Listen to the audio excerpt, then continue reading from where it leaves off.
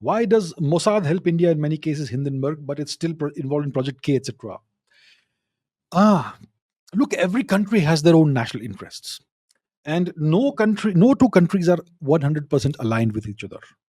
Not the case. Impossible.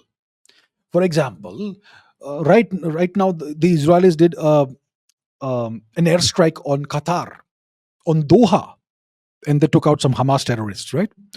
So the Israelis did an airstrike on Doha, Qatar, and what did the Prime Minister of India do? He tweeted that we strongly condemn the violation of Qatar's sovereignty. Blah blah blah. It's whatever he said. He made a very clear diplomatic statement without naming Israel. Okay. So some people would interpret that as an anti-Israeli move, right? But you must remember that Qatar, when the Pahalgam attack happened, Qatar had condemned the attack without naming Pakistan. So in response, we condemned the attack on Doha without naming Israel. You see, this is how it works. Now we have interests in various parts of the Gulf region, West Asia region. India supports the rights of the Palestinians for alleged self-determination or whatever. That's our official stance. That kind of goes against Israel, right? There have been many instances where in the United Nations we have voted in a certain way and Israel has voted in the opposite way. So it's not like we are always hand in glove and always in the same path. India has its own set of interests. Israel has a whole different set of interests. Wherever the interests converge, we work together.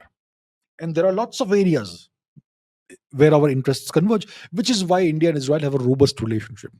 But there are areas where they have divergence of interests. No question about it. For example, in India's Far East, you have these cookies who have crossed over from Burma. Now, the cookies, sometimes they will claim that they are animists. Sometimes they will claim that they are Christians. Sometimes they'll claim that they are Jews. They eat pork, but now some of them claim that they are Jews, that we are descendants of some lost Jewish tribe. And the Israelis have welcomed these people and they have converted them officially not baptized, but whatever it is, to Judaism. And many cookies now live in Israel. And from Israel, at least from the quarters of these cookies, you have support for the terrorism that's happening in Manipur against the indigenous Manipuris. And not recently, but last year, somewhere, a bunch of Indian influencers or whatever had gone to Israel, and the Israeli authorities had the Indian influencers meet a cookie rabbi. So there is some Israeli government involvement in this, and so on. So Israel has its own interests, which it will pursue. India has its own interests, which India will pursue. But ideally, you don't want the pursuit of these interests to infringe upon each other's sovereignty or interests. But Israel may perhaps be on the borderline with that. Maybe they may regard that maybe India is on the borderline with something else somewhere else. So that is how it goes. See, international relations are complicated. It's not always 1 + 1 = 2.